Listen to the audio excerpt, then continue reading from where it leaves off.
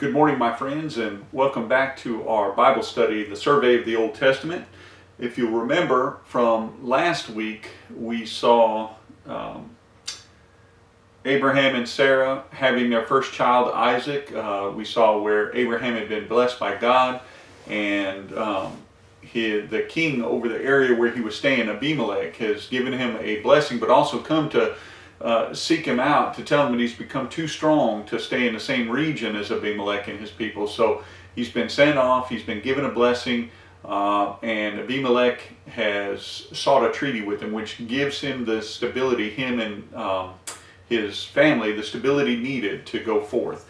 I hinted last week at the ultimate test coming up, and so today we're going to start with that, with Abraham being tested. And this is an old story that is probably familiar to most of us. This is the story of Abraham preparing to sacrifice his only son, Isaac. And so what happens is this is the son that God promises, makes covenant to give to Abraham. And so we pick this up in chapter 22 of Genesis, and God calls out sometime later to Abraham, and he says, "Hey Abraham, I've got a test for you." He says, "I want you to do something for me. I want you to take that son who means more than anything to you, the only son that you have." Remember, we're not really counting Ishmael at this point, because that was an illegitimate child that was conceived outside of God's plan. So he says, I want you to take your son Isaac, the one that means so much for you, and I want you to go to the region of Moriah. I want you to go to this place that I will show you, and I want you to sacrifice him on that mountain as a burnt offering. Now, here, the funny thing about this story is we don't see Abraham saying, "Really, God, are you sure? My only son, Isaac, is this who you want me to sacrifice?" Abraham says, "Okay." He says, "Let's do this." And so he gets his son, he gets a couple of servants, he gets a donkey, loads up everything he needs, and they take off for the Mount of Moriah, which is right outside of Jerusalem. Now, as he gets there, he makes preparation, and he tells the two servants, he says, "Me and my son are going to go over here, we're going to worship God and come back. You stay here with the donkeys and everything." So he loads up the wood on Isaac. He carries, the Bible tells us, he carries the fire and the knife. Isaac has to carry the wood. Now at this point, remember, Isaac still has no clue what's going on, only that him and his father are going to make an offering to God and to go to worship God. Now, as they're on their way from where they left the servants over to where the sacrifice is going to happen, Isaac starts asking questions, and probably the biggest question on his mind is, hey, we're going to sacrifice something to God, but we're missing a key ingredient of this sacrifice. And so he looks at his father and says, "Father, where's the lamb that we're supposed to sacrifice?" And Abraham looks his son right in the eye and he says, "God's going to provide the lamb." And so they go up and they make an altar. Abraham puts the wood on the altar, and then he takes his only son Isaac and he binds him up and he lays him on the altar. At this point, we don't have any indication that Isaac has struggled or rebelled, and I'm sure that he's probably wondering, what the heck is going on here? But Abraham lays him on the altar, and he takes out his knife, and just as he's getting ready to cut Isaac's throat, to kill him, God intervenes. God calls out and says, "Abraham, stop." And Abraham says, "Okay." He says, "You have passed the test.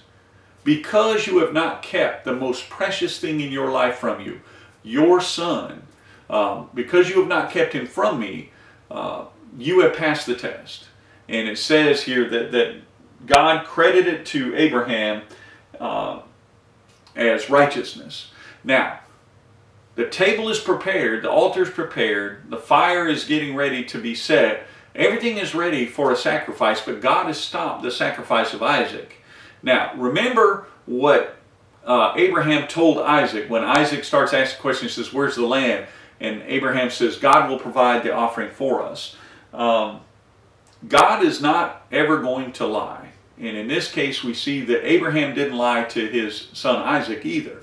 It says Abraham looked up, and all of a sudden he saw a ram with its horns caught in a thicket nearby. And so he takes his son Isaac off the altar. He goes and gets the ram, and they sacrifice the ram instead.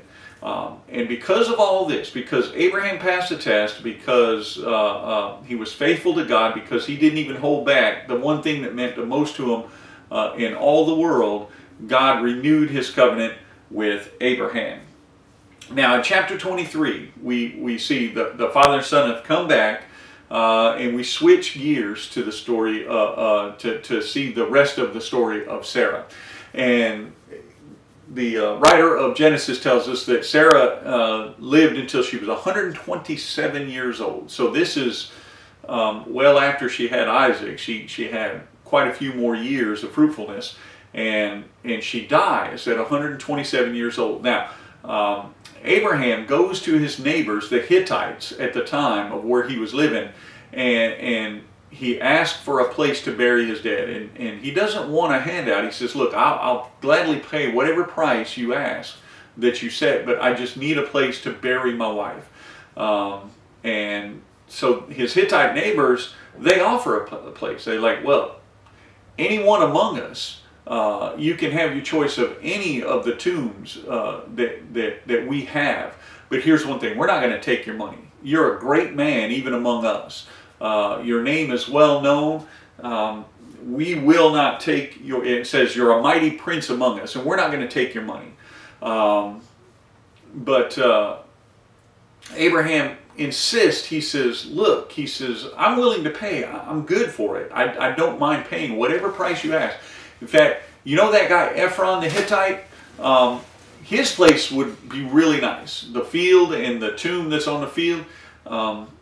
If you guys will intervene and ask Ephron whatever he wants for it, just let him know I'll pay it. Well, it just so happens that Ephron's in the crowd, and Ephron says, hey, that's my place. He says, but look, the place is worth 400 shekels of silver. But, I mean, honestly, Abraham, what is 400 shekels among friends? And Abraham says, you have named your price, I'm willing to pay it. And so Abraham gives him the 400 shekels. They settle on that price.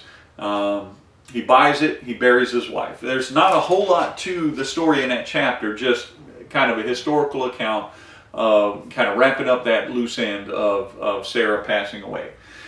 Now we get into another interesting story. So Abraham is left to finish raising his son by himself. Now at this point, I don't know how old Isaac is. I haven't got into the genealogy, I haven't got into the years yet. But he's either of marrying age, or he grows up to being a marrying age, and so Abraham understands that his son needs a wife, and the thing is they're living in a foreign land. Remember, Abraham was called by God to leave the area of Mesopotamia, of modern day Iraq and Jordan, of the place where his family was, and go to this new land. Here we start to see where God, through his chosen people, are trying to keep his people set apart from the people of the land where they're going to inhabit. And so Abraham goes to his senior servant, and he asks him for a favor, because the Bible says Abraham was old. He tells his servant, he says, I want you to get my son a wife. He says, but look here, cannot be a Canaanite woman.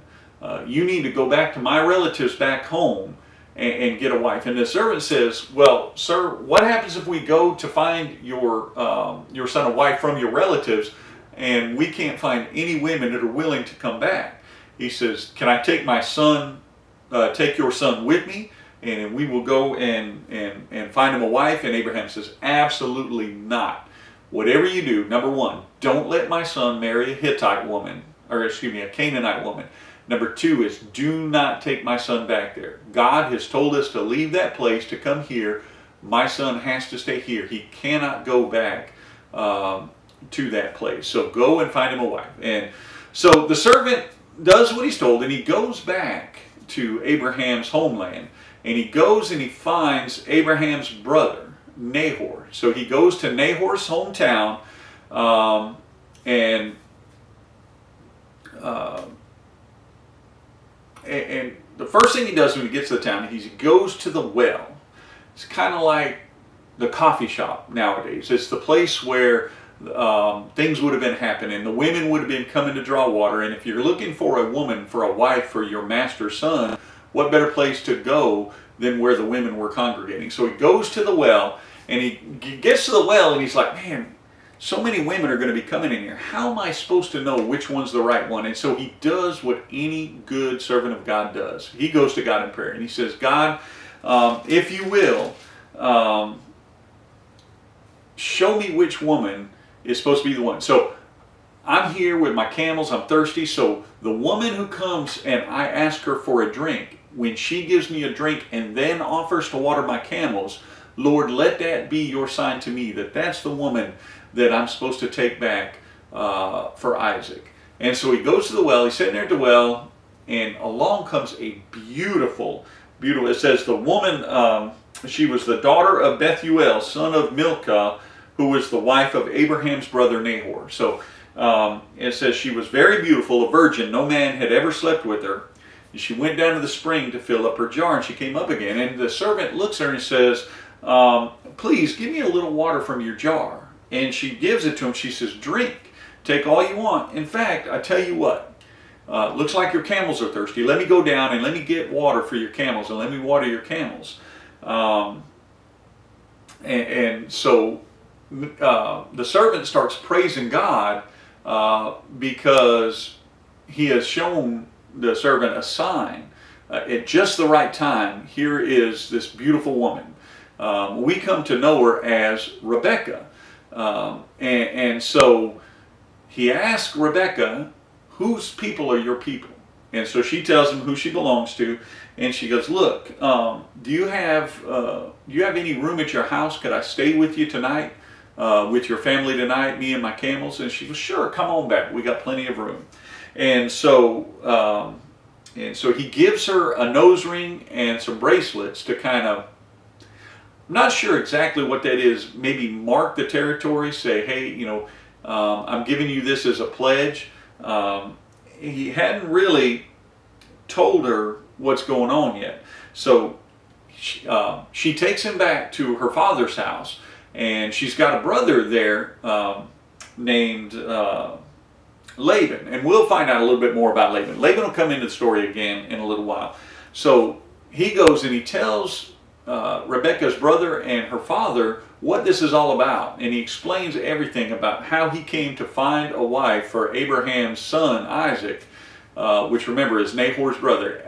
Abraham is Nahor's brother, would be Laban's uncle, and he explains how he went to the well, how he prayed to God, how God revealed to him that Rebecca was the one, and so he says, hey, can Rebecca go back and be Isaac's wife? Laban says, look, if this is from God, who are we to say otherwise? And so they agree to let Rebecca go to Isaac. But they say, I tell you what, why don't you just let Rebecca stay here for another 10 days or so, and then we'll let her go. And the servant says, well, look, I'm in a hurry. I need to leave right away. And Rebecca's brother Laban says, well, let's ask Rebecca what she has to say. So they bring Rebecca in. Rebecca is told everything. And Laban says, do you want to go with this man? Do you want to go marry this man that you don't even know? And Rebecca says, sure, sounds like a great idea. Let's do this. And so the servant and Rebecca load up all their things onto the camels, and then they head on back. Now, as they're going back, as they're coming out, it says that Isaac goes out in the field one night to meditate. And as he's out there meditating, here comes Rebecca and the servant and the caravan all coming back. And from a distance, Rebecca sees Isaac out in the field, and she asks the servant, who is that man out in the field? And the servant says, that's my master's son. That's the man that you're going to marry. And so she covers her face. They meet, and we're not really given very much information. It just says that the servant told Isaac all he had done. Isaac brought her into the tent of his mother Sarah, and he married Rebecca. Now, whether that's marriage in a formal legal sense or if that's a euphemism for they consummated their relationship with a sexual encounter. Nonetheless, it says she became his wife and he loved her, and Isaac was comforted after his mother's death. Okay, now in chapter 25 we see the death of Abraham. So actually, not only do we see the death of Abraham, we see Isaac and Rebekah beginning to start a family. So Abraham lives to be 175 years old, and then he dies and he leaves everything to Isaac. Now there is some provision for his other son Ishmael in the chapter 25 goes into that. Doesn't really play much into the main storyline, so we're not going to worry about that. But just know that Abraham dies, leaves everything he has to Isaac. So Isaac now has all of his father's property, all of his father's servants, all the livestock, all the wealth and everything. The writer of Genesis tells us that Isaac was 40 years old when he married Rebekah, and for the time that he's married to her before his father's death, she remains childless. She's unable to have a child. So after his father dies, Isaac prays for her because she's childless, and God hears the prayer and blesses her with twins. Now, the name of the twins are Jacob and Esau. These are names that we probably know. If you're not entirely familiar with them, you will have heard them at some point in your Christian walk. So Esau was born first. He's the firstborn. And in this culture, in this time, being the firstborn means that you are privy to, you get what's called a birthright. See, the firstborn inherits a double portion of everything that the father has. In this case, Isaac, who's very rich. He's born first. He was hairy, it says. Esau actually means hairy. He loved to hunt. He was a man of the field. And because of that, he was his father Isaac's favorite. Now, Jacob was the second born. When he came out of his mother's womb, it said that he had one hand grasped onto his brother Esau's heel. And the word Jacob in Hebrew actually means heel grabber. Doesn't mean too much to us in English, but that's a Hebrew idiom which means a trickster or a deceiver. And you will see shortly that he definitely lives up to his name as a trickster and a deceiver. Now, he was not so much a man of the field. He was happy, the Bible tells us, to stay among the tents. He was a homebody. He was a mama's boy. And as a result, he was his mama's favorite. So Esau, the firstborn, the man of the field, the one that loved to hunt and to fish and to do all that, that was his father's favorite. The youngest one was the mama's boy, was mama's favorite. Now, in case you don't see this coming, I'm just going to let you know, anytime the parents start picking favorites with kids, it's going to end up causing problems. And we're going to see this in just a little while. So the story jumps ahead in chapter 25, verse 29. It says, once when Jacob was cooking some stew, Esau came in from the open country, famished. And he said to Jacob, quick, let me have some of your stew. I'm famished. I'm going to die. And Jacob says, I tell you what, you can have some of this stew, but why don't you sell me your birthright? In other words, you're the firstborn. Everything's going to go to you. I'm going to be left destitute and penniless. I'll give you some of my stew if you will give me your birthright. I have all the same rights as you would have had as the firstborn. And Esau says, look, I'm about to die. I've been out there all day hunting. What good is the birthright to me? But Jacob said, swear to me first. And so Esau swore an oath to Jacob, basically giving his birthright to him. So Jacob gave him some bread and some lentil stew, and he ate and drank, and he got up and left. So that was the first story of Jacob tricking his older brother Esau. So he swears off his birthright for a bowl of stew. Now, in chapter 26, we're going to switch gears away from Jacob and Esau, and we're going to turn the spotlight again on Isaac. Now, here's a familiar name to go along with Isaac. You've heard it before, Abimelech, the king that Abraham had dealings with. This was the same king that when he saw Abraham's wife Sarah, says, "Ooh, pretty woman," and Abraham says, "Oh yeah, she sure is pretty. That's my sister right there." You remember that whole thing? That was the second time that Abraham had pulled that trick. The first was in Egypt with the Egyptian leaders. The second was with Abimelech, and when God was getting ready to smite down Abimelech, he finds out that Sarah is actually Abraham's wife, not just his sister, but also his wife. And so this is the same Abimelech that Isaac now we see in this story with Isaac and Abimelech of chapter 26. This is almost an instant replay of Abraham's interaction with Abimelech. So Isaac is afraid for his life because of his beautiful wife Rebekah, and so he claims that Rebekah is his sister. Like father, like son. The sins of the father are often repeated by the son. And so one day, first of all, some of Abimelech's men, by this time Abimelech is old, probably too old to enjoy the company of a young woman.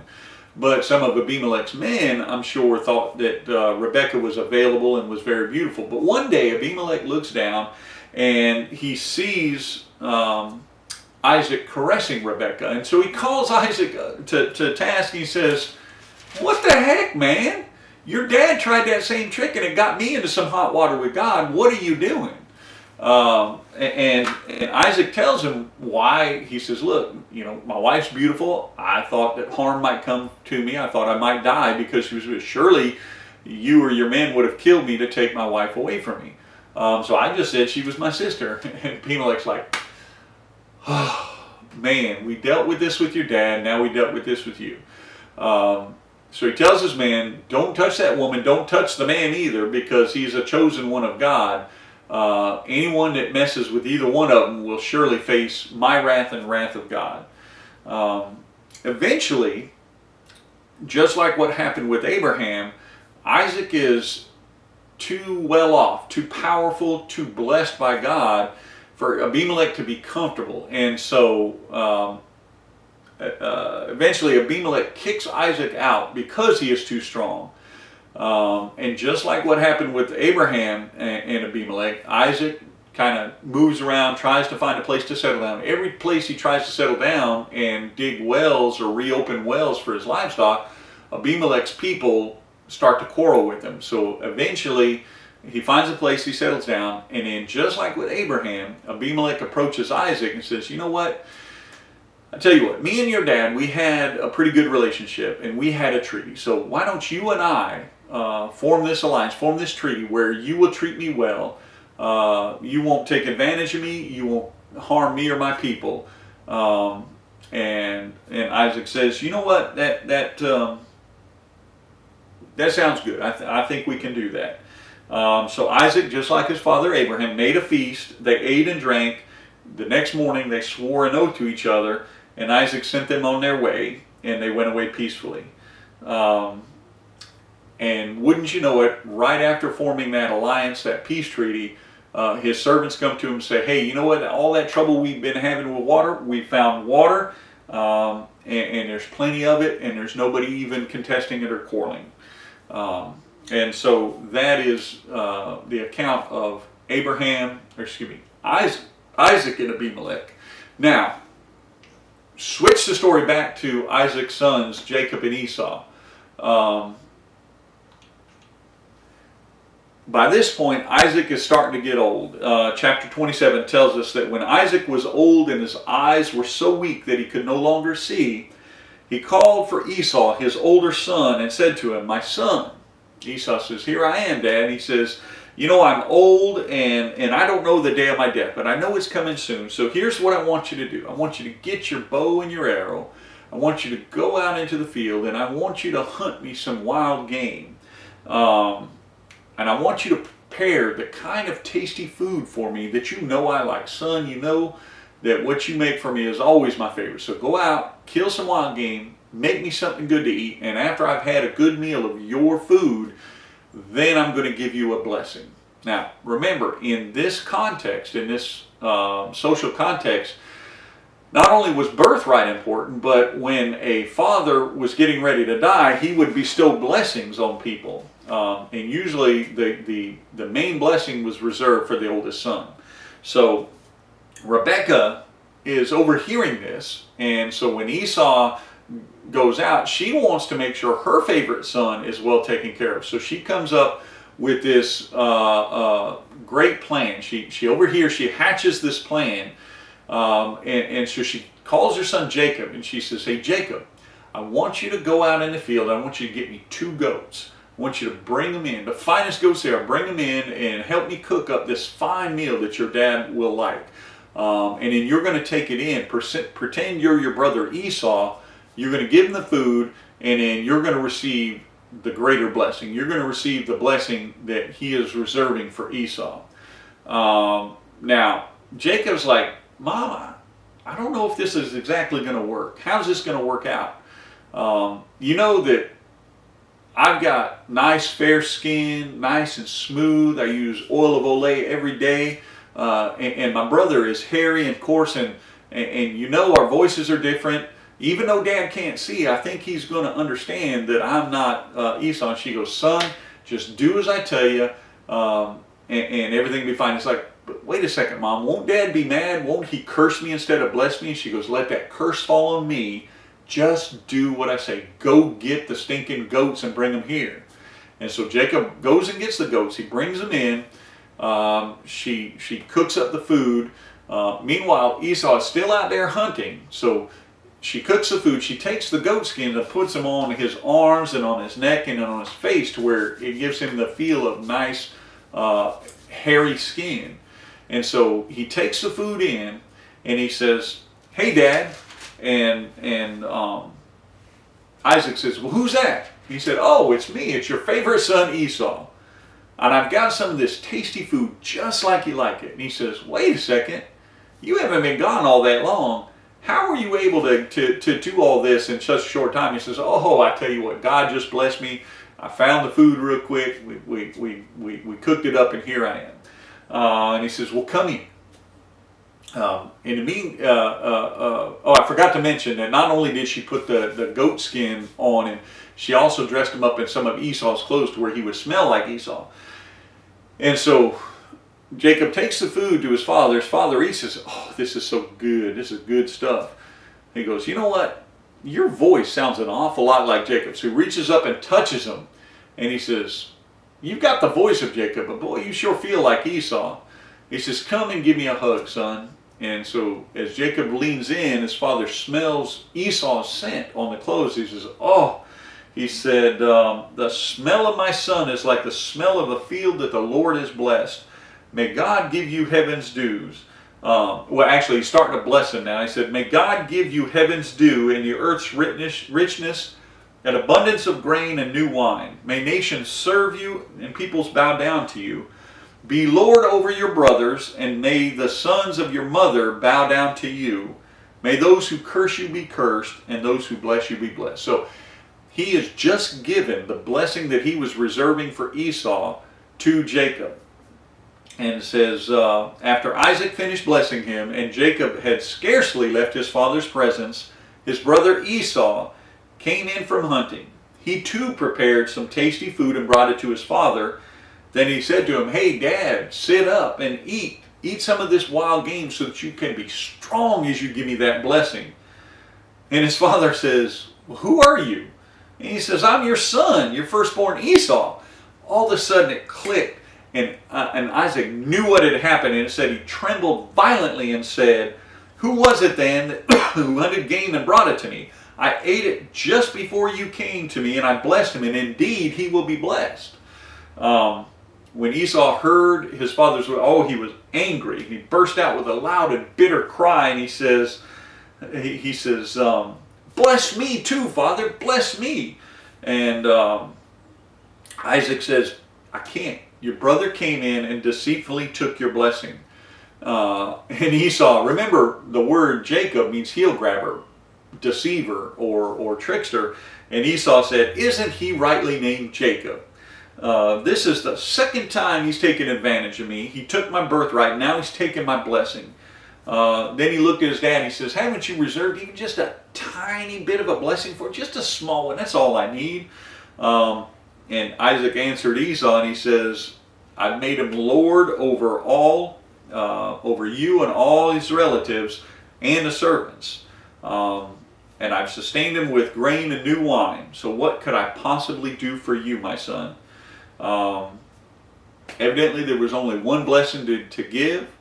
Esau had been robbed of it. Isaac had given it erroneously to Jacob, and there was nothing left to do.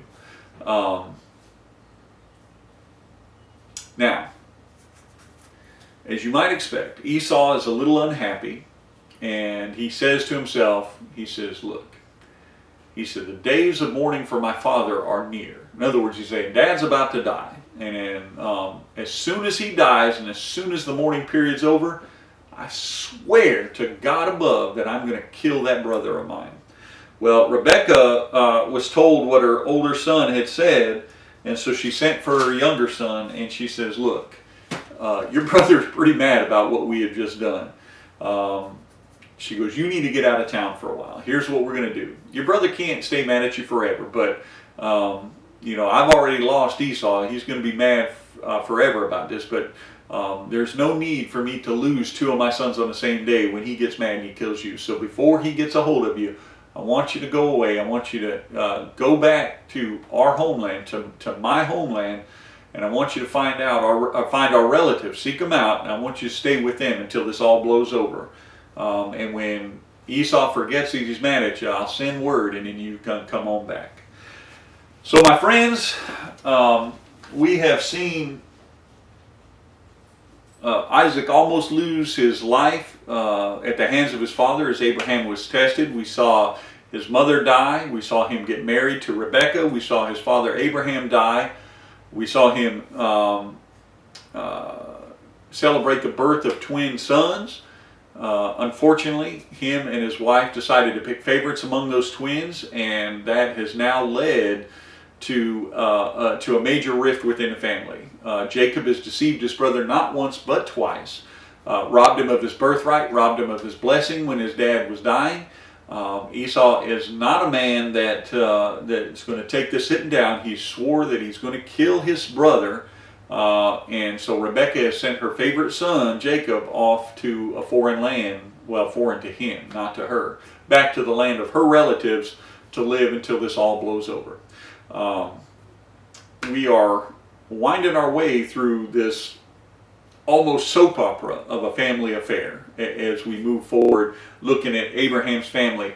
There are plenty more twists and turns to come. So next session we will pick this up with Jacob going back to Edom, Aram, which is over in modern day Iraq, back to the land of his people. We'll see him find a wife over there.